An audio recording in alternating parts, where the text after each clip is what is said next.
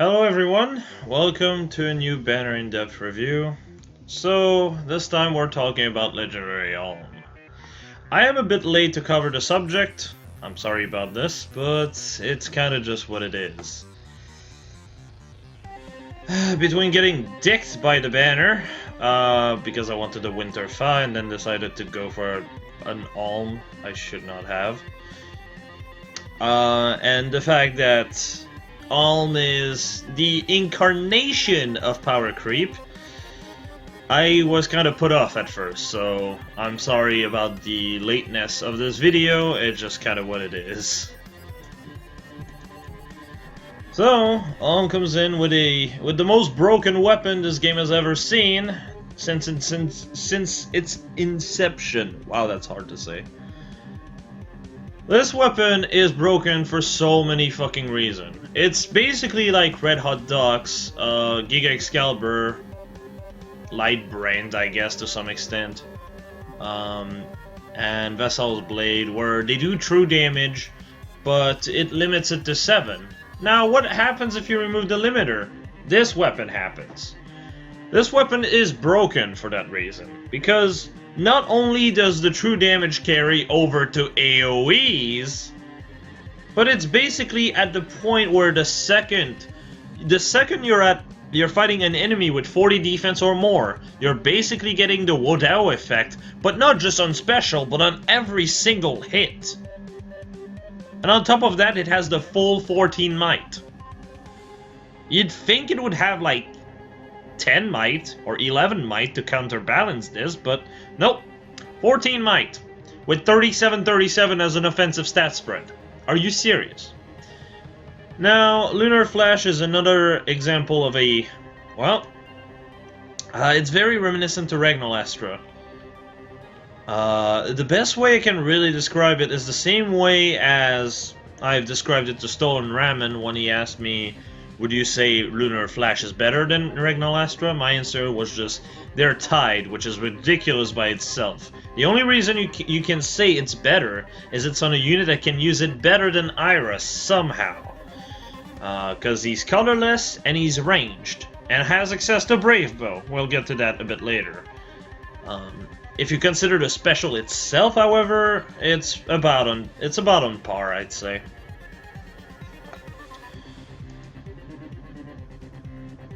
It's really depressing, because the second you really realize how much nice treatment did Alm get, and then you think about the very last legendary hero before this one, which was Roy.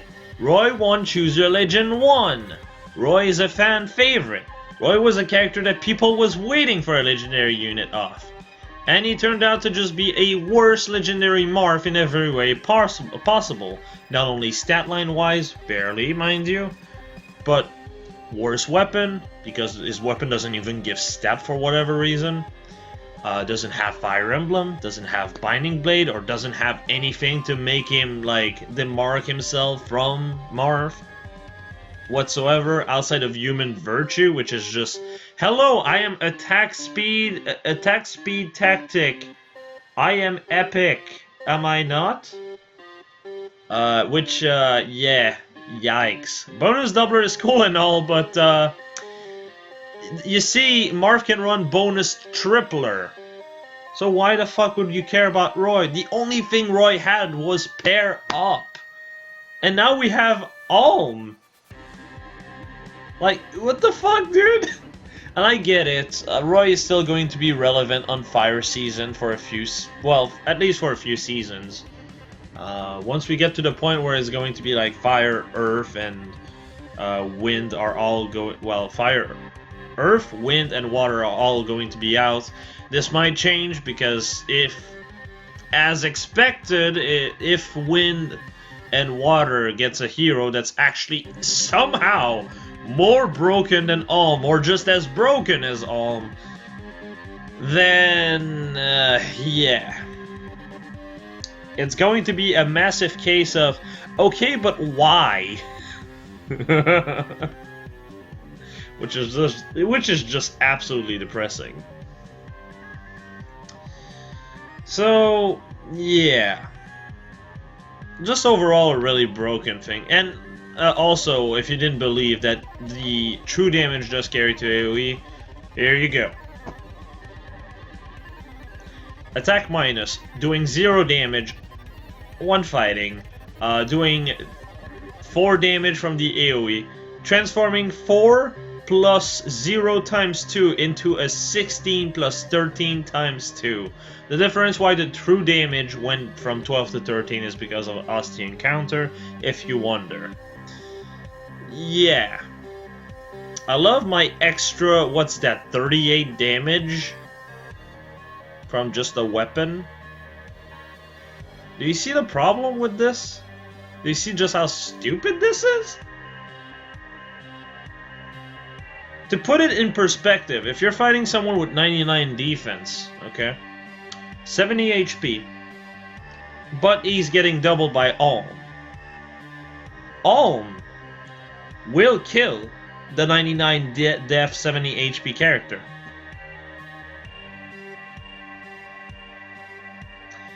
This is stupid. This is so stupid. Because the true damage of 24 is going to be both on the AoE and then on the 2 hits after, equaling 72 damage. It is stupid beyond belief. Now, I've only said really good thing about him and how broken he is as a unit, right? Let's compare him to the best infantry stat line for any archer of this game.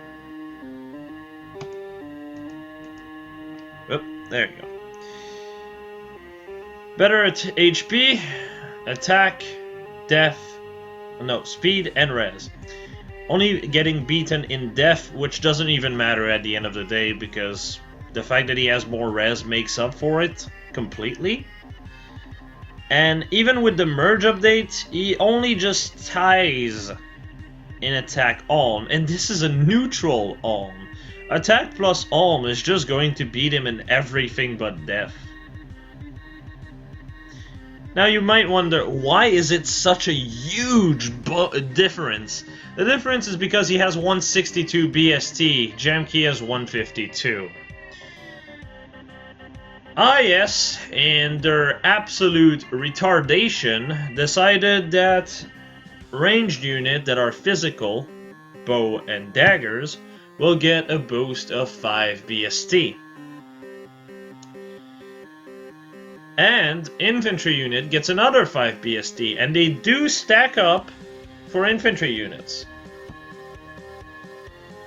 So that's why Jamkey with his 152 BST is compared to Alm with his 161 to 163. This is also why Alm has such a broken stat line.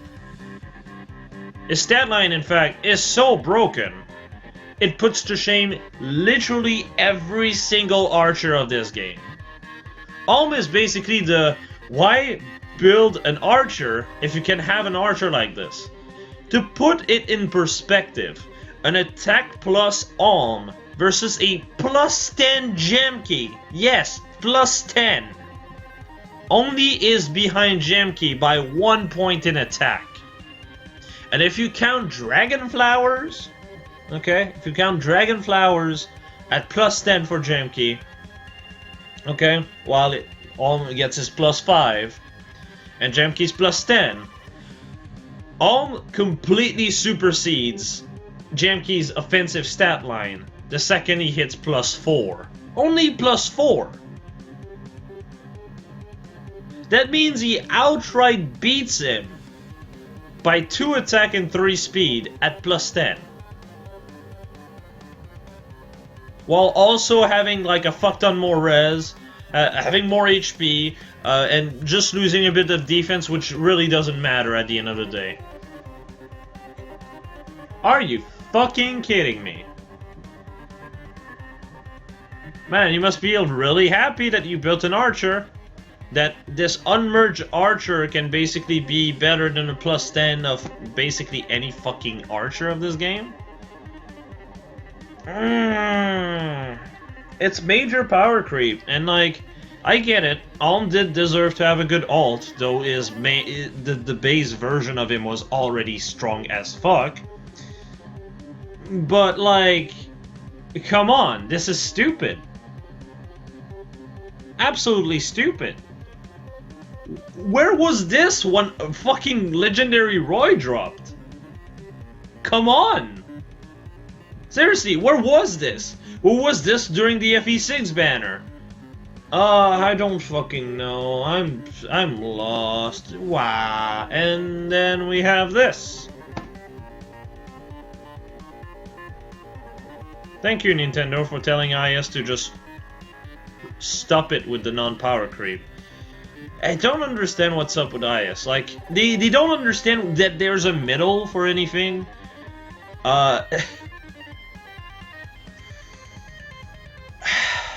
Okay, so the best way I can really put it is IS either doesn't give enough or gives too much. The only time they hit a middle is on very rare occasion. Like, for example, Mordecai is a great example of a unit that's strong but not too strong, which, by the way, got demoted. I know. Don't worry, you don't have to all tell me that he did get demoted. I know. I was pretty happy and he's +1 right now. So, Mordecai was fine. Kangas was a bit too much, honestly. Leaf, they just did not know what to do with her. Ranulf, absolutely dog shit. And that's another thing. Ranulf was a very big fan favorite. R was also a fan favorite. Rudger was also a fan favorite. And they all ended up in the same fate. Getting crushed, and as if no one cared. And then here comes Alm. Oh, it's fine. Power creep is fine. It's Alm after all. It's the #1 choose your legend character, so everyone will be okay with the fact that he completely trivializes an entire class of weapon. Like, I get that he's a legendary hero, but legendary does not mean impossible to pull. Or really that difficult. It just means, by the way, it comes back every 3 to 4 months. Like, that's it. That's all it means.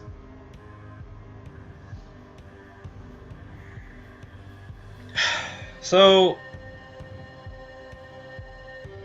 fucking hell. This is ridiculous. So, let's talk builds. Don't expect everything to look too fancy, because Unit Builder is still quite dead, so I had to use custom. But here we go. Build on the left is a standard Brave Bow set. It's quite simple, you just hit proc because it's a 2 cooldown special. That is worth 500 SP because, you know, typical stuff. It's Alm after all.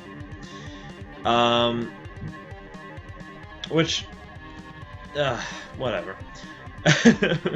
I'm going to try to be a bit less negative.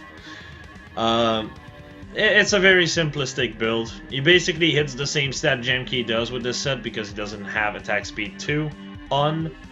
Or Dragon Flowers, for that matter. If he had Dragon Flowers, it would still be better than Gemkey, period. Despite not having attack speed 2 as a seal. Flashing Blade is absolutely very important here because this allows Desperation to be a lot stronger, just allowing you to just proc Lunar Flash twice.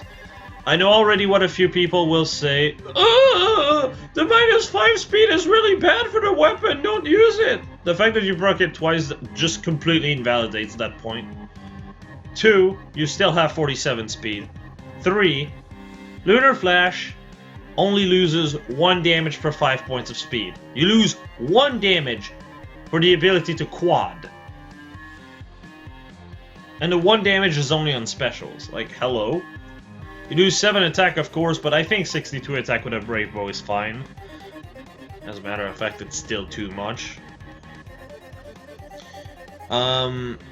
This build do prefer speed plus on low merges, however. Because if you don't have If you don't have plus 10, obviously, which is most people, you'll have 43 speed with a buff. 43 speed is not nearly as consistent, so speed plus can actually work in this case. Still, the better build is definitely the one on the right. You've seen my gem key do a similar set with Brave Bow. It's very similar, except you're using his bow, and therefore you want to run Flashing Blade to make the AoE consistent. It becomes very similar to the way Forseti Boy works, Lewin, where he just, you know, gets it ready, then proc AoE kills, proc AoE kills, proc AoE kills, proc AoE kills. Same thing as Ophelia. It's just that, just like Lewin, he needs to proc Flashing Blade for it to continue, which should not be a problem with 55 speed. Anyway, so to put it in perspective, let's use the true damage screenshot I used, right? This one, with a Hector that's 51 defense. Let's add 6 defense from Death Tactic, right? So he has 57 defense, hypothetically. 57 defense. And in combat, he has 61 defense. Do you think Alm fails to kill this? Fuck no, he doesn't. Because at that point, you do 69 minus 57 equals 12. 12 times 2 equals 18. And because this guy has 57 defense, his bow increases the damage of the AoE from 18 to 32, increasing it by 14, which is 1/4 of the defense. Now, that's not it yet. That's not all. That's just the AoE doing 32 damage, so he's at 23 health. In combat, he has 61 def, so his bow does 15 true damage, on top of an extra 8 damage, because 69 minus... 69 minus 61 equals 8. And 8 plus 15 equals 23. 32 plus 23. Hector is dead. Doesn't even get to live long enough to see the second arrow. He's already dead. This is a plus 10 Hector, by the way. Plus 10 Hector, 57 death. Still does not live.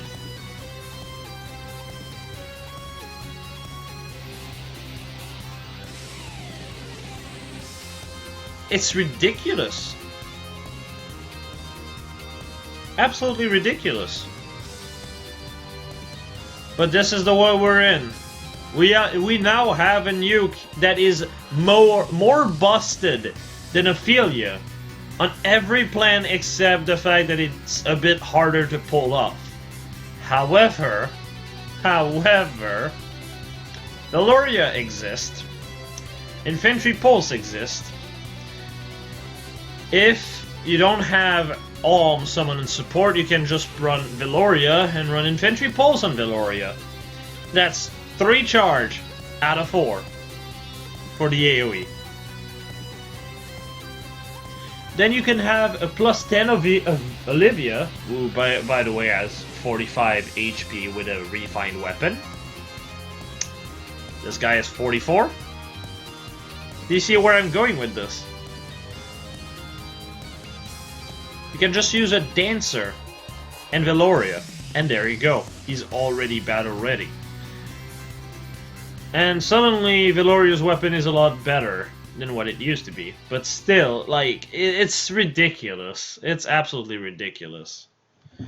The second set on the right is definitely the better one. Though I will say, waves, if you can substitute the way to buff Alm with a say, fucking attack tactic, do it. It's way better. Way, way, way better. But yeah. And that's also one of the other reasons why Attack Plus is just better in general on Alm. But yeah, let's talk about the banner. So red was pretty obvious. Roy is probably the worst out of the three. Ike did get a buff in the form of Special Spiral comboed with a Breath skill, allowing him to just proc Radiant Ether, to a point where you can just buff up his attack to the point that he just one-shot whatever he fights, and just, as long as he can take one hit, he heals back to full most of the time, outside of, like, Abyssal, LHB or MHB, just because, you know, 80, 90 health. Infernal also can be a bit iffy, and blues will definitely be a problem, but still, this is the kind of stupidity you can do with him. Furious Breath is obviously ideal with this set, but, you know. Roy is probably either tied or a bit better than Ike, but the thing is, Marth is just better, and there's just nothing Roy can do that Marth can't do better, so I'm sorry. I'm sorry, dude. There's just nothing good I can say about you. Shame you didn't get owned. Red is overall a bit underwhelming. Good fodder, however, outside of Marth, but Marth is literally one of the best units of the banner, so it's fine.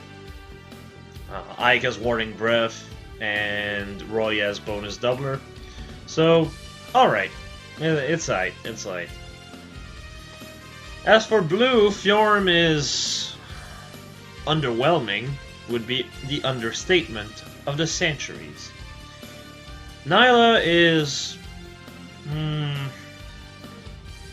she's easily one of the best infantry units. I would say she's actually tied with Ira, just because they have different colors, though technically, if she was red, she would be better than Ira. The fact that she's blue actually works against her more than it helps her. So, yeah. Still, a very, very good unit.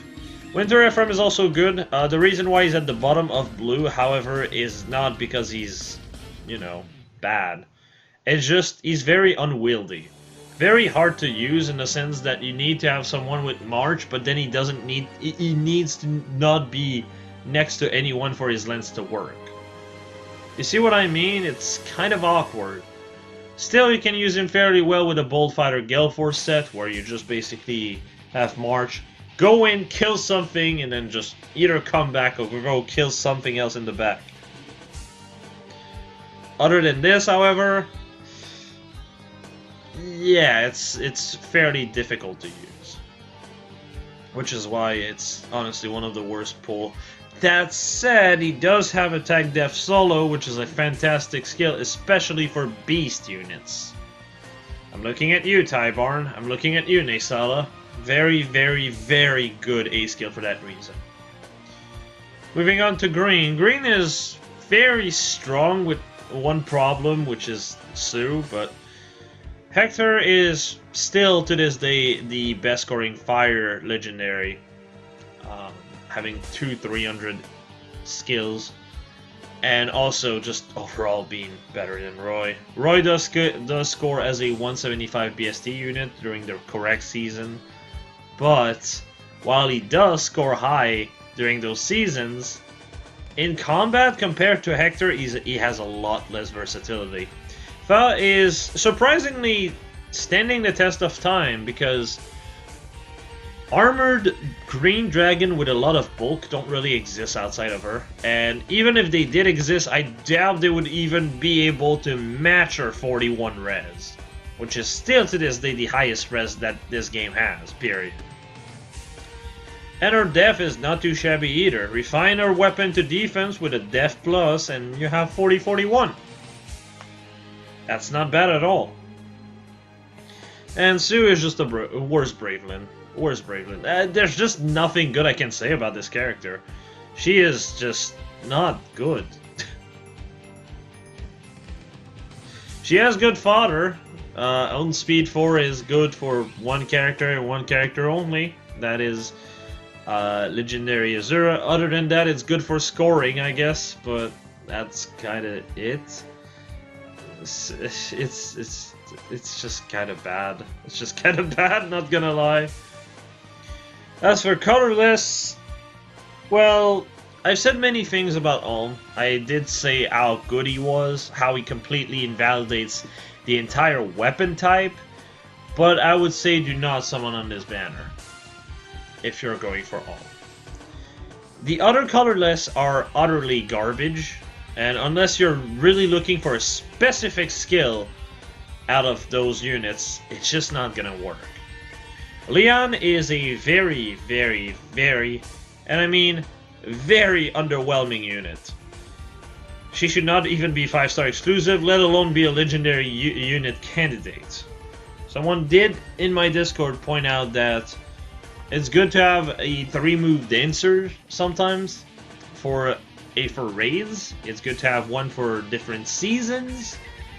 But personally, to that I say, fuck no. I just use Legendary User at all time, and most people that have her will probably do the same. And yeah.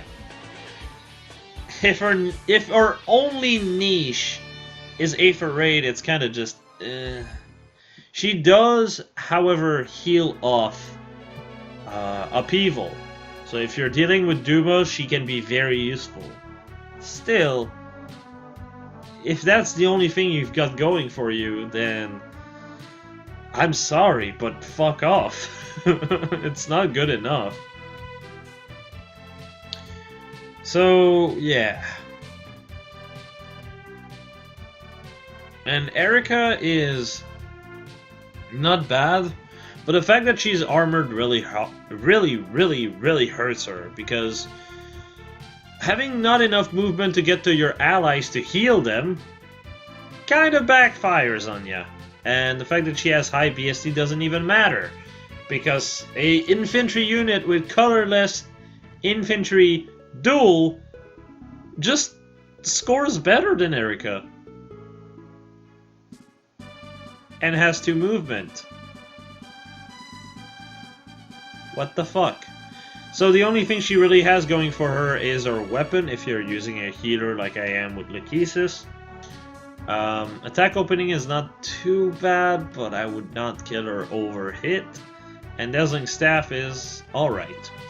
Kind of stupid that she doesn't have Raffle Staff, because Dazzling Staff does not help her whatsoever, considering her attack stat, while Raffle Staff would actually help her.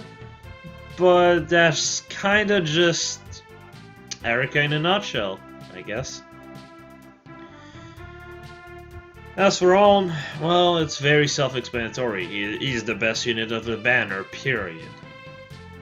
But yeah, like I said, I would not recommend summoning on this banner, and at least instead wait for his return. Because he returns back, I believe, in July, yes. Which isn't 3 months, so you can save more orbs for it. But more importantly, he's going to be on a much better banner, I'm 90% sure. Leon is just a sore thumb to get. It sucks. Like, she's cute and all, but realistically speaking, most people won't ever use her outside of the healing effect against Duma, I guess. It's so lame. So lame. Ulm will be sharing focus with Air, so there's that. But at least Air comes with Mystic Boost, which is a very good skill in general for any type of tank, any type of unit that just want to have self-sustains. So, you know.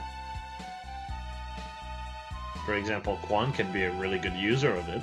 If he doesn't want to run Desperation, it's actually really strong on him, because he has so much bulk, so much damage, and his speed can actually be fairly decent. So, you know. But, yeah.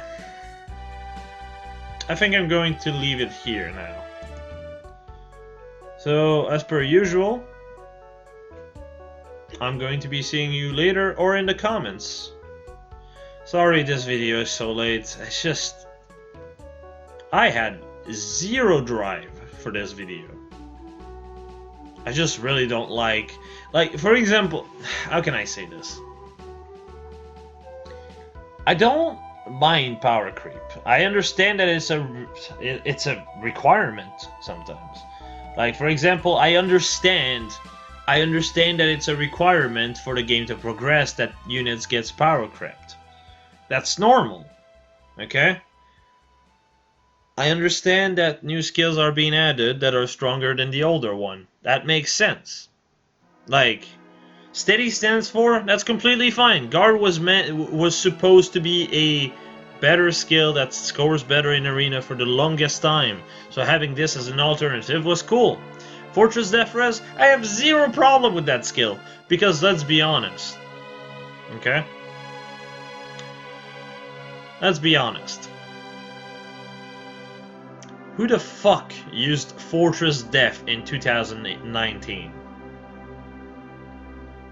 I think it was before 2019 actually, but whatever, you get the point. No one was using Fortress Death at that point. Or Fortress Res for that matter. So combining the two was actually not a bad move. It gave a reason for you to go for it. Reducing the attack cost actually helped also. So I was alright with that. As a matter of fact, I was welcoming it.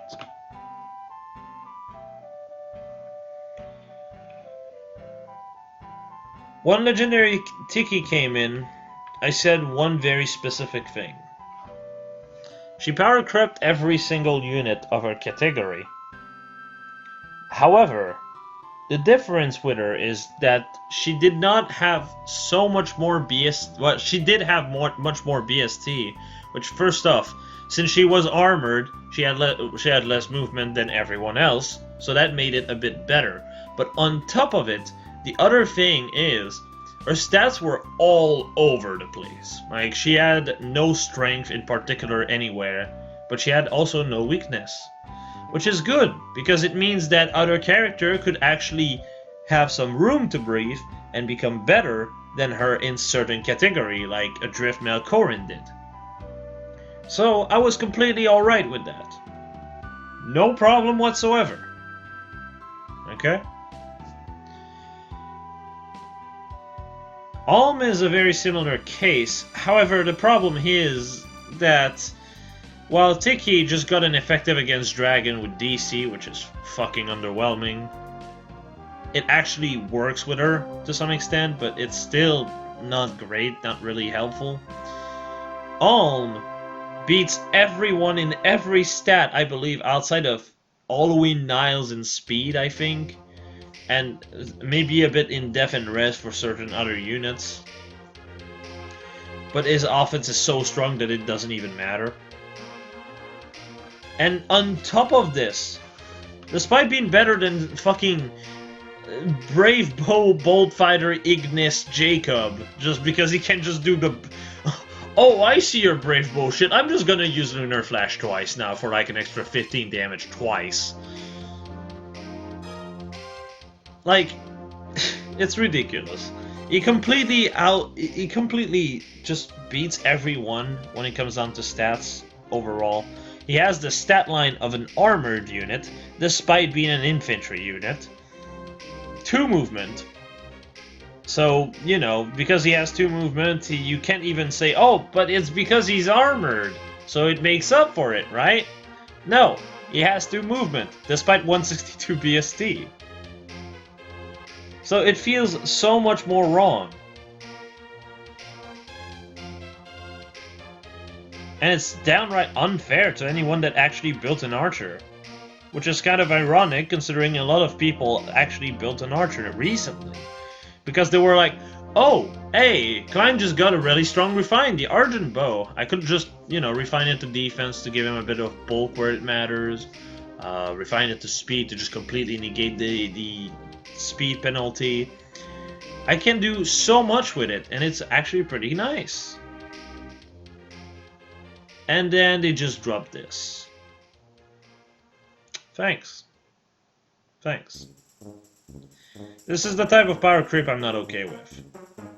And I hope to God this was a once in a lifetime case. Because as it is, I'm kind of afraid for the future. We'll see, though. We'll see. But enough of me rambling. Gonna call it a video here, and I'll see you all later. Have a nice one, everyone.